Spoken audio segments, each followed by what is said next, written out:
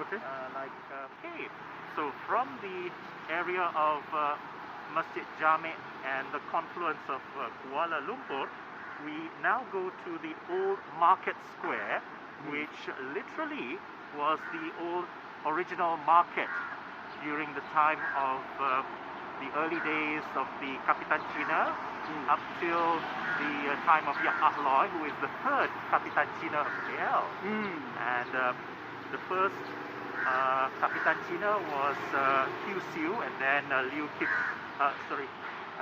Liu Ngim Kong, and followed by Yap Ah Loy. And interestingly, that where the Pacific Express Hotel stands today was the location of Yap Ah Loy's residence. Oh, is it? Okay, so this is where. But not just building, but it was... no, of course, it was after his death. The colonial government, as part of the settlement, they took back the land. Right. But he had already made his wealth by then.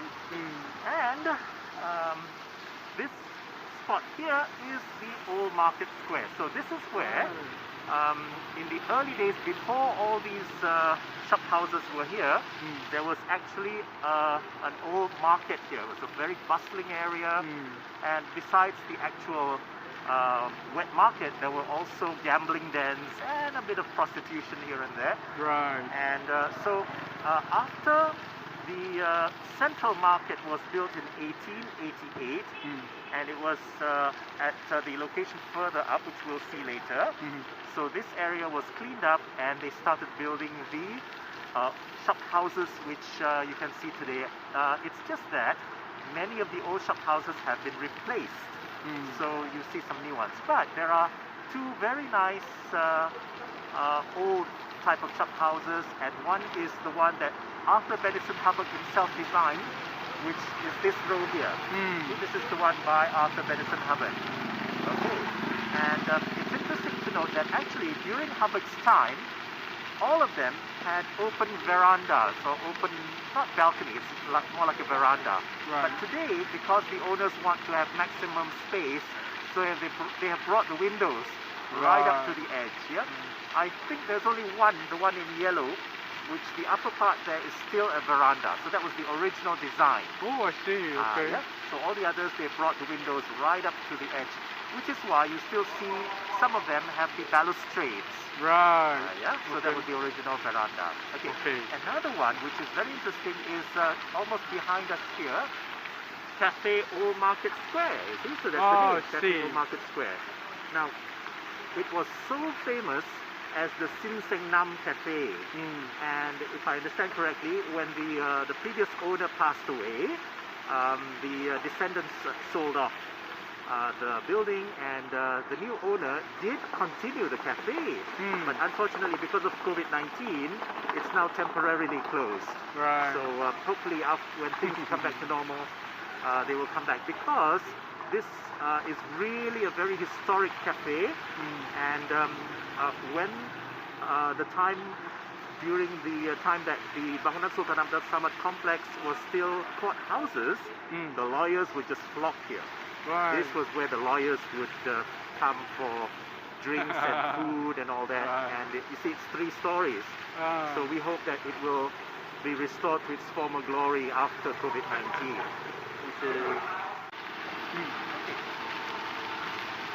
Now, this old market square, or Medan Pasar Besar, Medan Pasar Lama, also has several good examples of Art Deco style buildings. And some of the best ones are right here. Okay, so this is the Art Deco style, which is of course very different from the classical style, which is on the other side that we saw earlier. Still in the same square. Now, and in fact, we stop right here, and this clock tower is also Art Deco. Yes. Yeah? And so from here you can see that Art Deco was quite a radical change from the classical. Quite a different philosophy, and it was more of a modern, it was the beginning of what is now considered, of course, modern, and it had clean, straight lines, or curvilinear circles, semicircles, more geometric as opposed to flowery like the But why classical. Art Deco in this area here? Okay, it's simply because when the new buildings were coming up in this area in about the 1920s onwards, the classical style was already going out of style. Fashion. And in Europe and America, the Art Deco style was already all the rage. And in some countries, it's called a little bit different. Not Art Deco. For example, in France, it's actually called Art Nouveau. Oh, no, no, Art yes. Nouveau. Yes. And in the Netherlands, it's called de Stijl. So they're all related to each other. And if we move a little bit here. Okay. Okay. So if we look at the top of this set of Art Deco buildings here, which we can see clearer if we come here, and we look back through you can see the top there. That is so typical of the Asiatic style of Art Deco, where it has a lot of these geometric patterns, squares, circles, almost a little bit flower-like, but still very geometric flowers. And one very important thing is the flagpoles. Now, not many people realize, but actually Art Deco in Malaysia and most parts of Asia, they really had a lot of flagpoles, whether real or artificial or fake. Okay, and in a way, it was a little bit. The philosophy was a little bit on the rise of nationalism, which is a bit ironic because this part of Asia was still largely colonized at that time. So the nationalism that was rising in Europe, for example, and the Americas, here it still was translated into the flags, even though actually the colonialists didn't want the nationalism to rise.